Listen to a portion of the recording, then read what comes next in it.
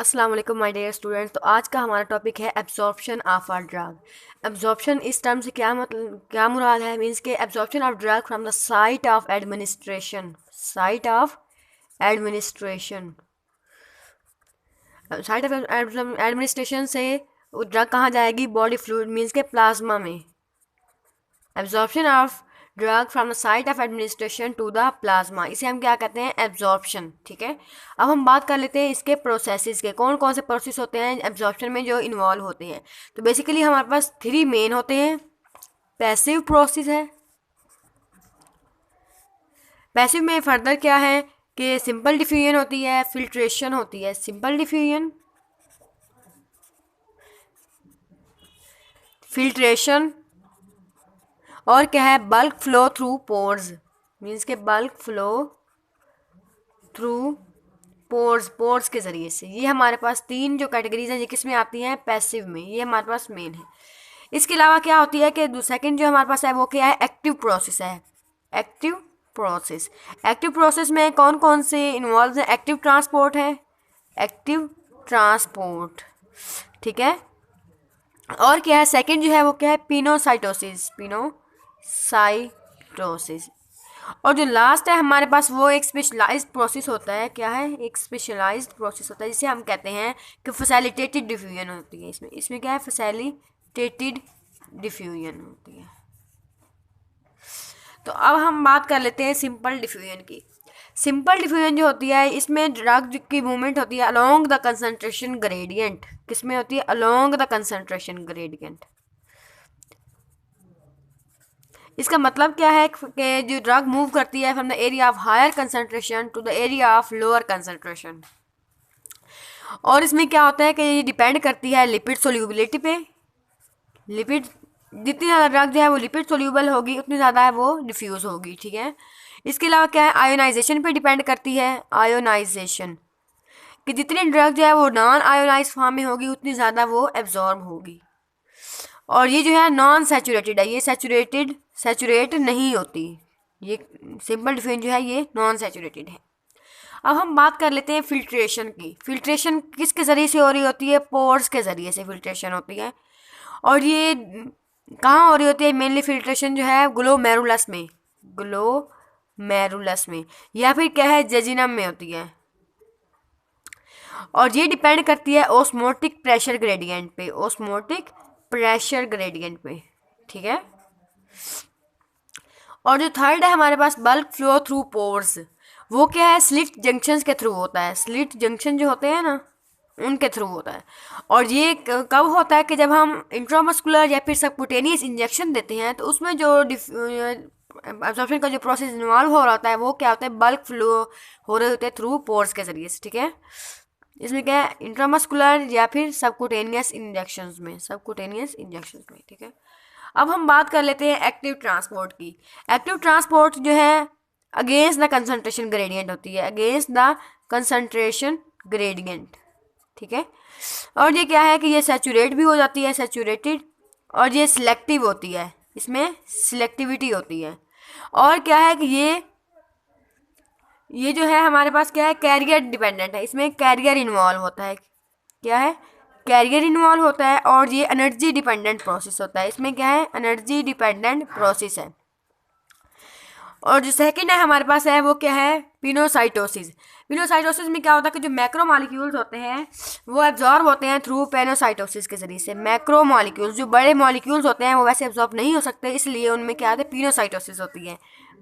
और क्या है? ये भी एनर्जी रिक्वायर, इसमें एनर्जी जो है वो रिक्वायर होती है क्योंकि ये एक्टिव प्रोसेस है, इसलिए इसमें क्या है? एनर्जी रिक्वायर होती है। ठीक है, और इसकी एग्जांपल अगर हम देख लें तो क्या है? जो इंसुलिन है वो जो ब्लड ब्रेन बैरियर को क्रॉस करती है, इंसुलिन की अगर हम एग्जांपल देखें तो इंसुलिन जो है वो पिनोसाइटोसिस के ज़रिए से एब्जॉर्ब होती है। और अगर हम बात करें एक्टिव ट्रांसपोर्ट की तो उसमें क्या है कि ये कैरियर डिपेंडेंट होती है, एनर्जी रिक्वायर होती है इसमें। और ये क्या है? अगेंस्ट द कंसंट्रेशन ग्रेडियंट होती है। तो कम्पिटेटिव इनहिबिशन भी हो सकती है। इसमें क्या है? कम्पिटेटिव इनहिबिशन भी हो सकती है। इसका मतलब ये है कि जो लीवोडोपा है वो ट्रांसपोर्ट होती है बाया कैरियर, जो कैरियर फिनाइल एलानिन को भी ट्रांसपोर्ट कर रहा होता है। लीवोडोपा उस कैरियर के थ्रू एब्जॉर्ब होती है जो फिनाइल एलानिन को भी ट्रांसपोर्ट कर रहा होता है, ठीक है।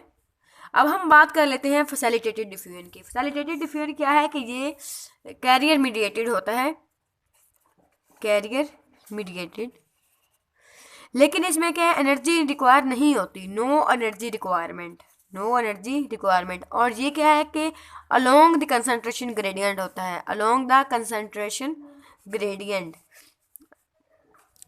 ठीक हो गया। अब हम बात कर लेते हैं कुछ फैक्टर्स की जो अफेक्ट करते हैं एब्जॉर्प्शन को, फैक्टर्स अफेक्टिंग एब्जॉर्प्शन को। फैक्टर्स जो अफेक्ट करते हैं वो दो तरह के होते हैं। कुछ फैक्टर्स जो हैं वो रिलेट करते हैं to the drug, factor related to drug, और कुछ होते हैं factors related to the patient या फिर पर्सन जो भी है, ठीक है। पहले हम बात कर लेते हैं factors related to the drug, जो हम ड्रग दे रहे हैं, एडमिनिस्टर कर रहे हैं, उसके कुछ फैक्टर्स हैं जो इंपॉर्टेंट होते हैं। पहली बात है कि लिपिड सोल्यूबिलिटी, लिपिड सोल्यूबिलिटी, अगर कोई ड्रग है वो लिपिड सोल्यूबल जितनी ज़्यादा होगी उतनी ज़्यादा वो एब्जॉर्ब होगी, ठीक है। इसके अलावा क्या है कि degree of ionization, degree of ionization, कोई ड्रग जब नॉन आयोनाइज फॉर्म में होगी, नॉन आयोनाइज फॉर्म में, तो उसकी जो एब्जॉर्प्शन है वो ज़्यादा होगी, एब्जॉर्प्शन जो है वो ज़्यादा होगी। और लेकिन जब वो आयोनाइज फॉर्म में होगी तो उसकी एब्जॉर्प्शन जो है वो कम होगी, एब्जॉर्प्शन जो है वो कम होगी। ये दो फैक्टर्स हो गए। इसके अलावा क्या है, मॉलिक्यूलर साइज पे डिपेंड करती है, molecular size of drug, molecular size of drug. अगर किसी भी ड्रग का मॉलिक्यूलर साइज ज़्यादा है तो उसकी एब्जॉर्प्शन जो है वो कम हो जाएगी, और अगर किसी भी ड्रग का मॉलिक्यूलर साइज कम है तो उसकी एब्जॉर्प्शन जो है वो ज़्यादा हो जाएगी। मीन्स कि ये इन्वर्स रिलेशन होगा ड्रग के साथ, ठीक है। इसके अलावा पार्टिकल साइज, और क्या है, फिजिकल और chemical nature of drug, physical and chemical nature of drug. इसके अलावा उसके फार्मूलेशन पे भी डिपेंड करती है एब्जॉर्प्शन, ठीक है। अब हम बात कर लेते हैं कुछ factors related to the body, factors related to the body. इसमें क्या है कि सरफेस एरिया, सरफेस एरिया इसका क्या है, डायरेक्ट रिलेशन है, क्या है, डायरेक्ट रिलेशन है। जितना ज़्यादा सरफेस एरिया होगा उतनी ज़्यादा क्या है, एब्जॉर्प्शन होगी। अगर सरफेस एरिया कम होगा तो एब्जॉर्प्शन जो है वो कम होगी, ठीक है। इसके अलावा क्या है, ब्लड फ्लो, सॉरी, जिन एरियाज़ में ब्लड का फ्लो जो है वो ज़्यादा है, जिन पार्ट्स में, उनमें क्या है कि एब्जॉर्प्शन ज़्यादा होती है। इसके अलावा क्या है कि फंक्शनल इंटेग्रिटी, फंक्शनल इंटीग्रिटी, और क्या है, पीएच ऑफ मीडियम पे भी डिपेंड करती है, पीएच ऑफ मीडियम। जैसे कि हमें पता है कि जो एसिडिक ड्रग्स हैं वो एसिडिक मीडियम में या ज़्यादा अब्जॉर्ब होती हैं, और जो बेसिक ड्रग्स हैं वो जो है बेसिक मीडियम में ज़्यादा अब्जॉर्ब होती हैं। अगर कोई एसिडिक ड्रग है तो वो स्टमक में ज़्यादा अब्जॉर्ब हो जाएगी, क्योंकि स्टमक की जो पीएच है वो कम होती है, मीन्स के एसिडिक होती है। और अगर कोई ड्रग बेसिक है तो वो क्या है, इंटेस्टाइन में ज़्यादा अब्जॉर्ब हो जाएगी। इसके अलावा क्या है कि presence of other drugs, presence of other drug पे भी डिपेंड करती है। कुछ ड्रग जो हैं वो एक दूसरे के एब्जॉर्प्शन को कम भी कर सकती हैं और ज़्यादा भी कर सकती हैं। तो ये जो कुछ फैक्टर्स थे ये थे factors related to the body, और ये हमारे पास कुछ फैक्टर्स थे जो ड्रग से रिलेट कर रहे थे। और ये आपसे शॉर्ट एमसीक्यूज में फुल फ्लैश क्वेश्चन पूछा जा सकता है कि फैक्टर्स जो हैं अफेक्टिंग एब्जॉर्प्शन, आप उन पे नोट लिखें या फिर वाइवा में आपसे पूछ सकते हैं, तो इसलिए आपको ये आने चाहिए, ठीक है। और ये हमारे पास कुछ प्रोसेसेस थे कि किन प्रोसेस के थ्रू एब्जॉर्प्शन हो रही होती है। तो ये हमारा एब्जॉर्प्शन का टॉपिक जो है वो कंप्लीट हो गया यहाँ पर। Thank you so much.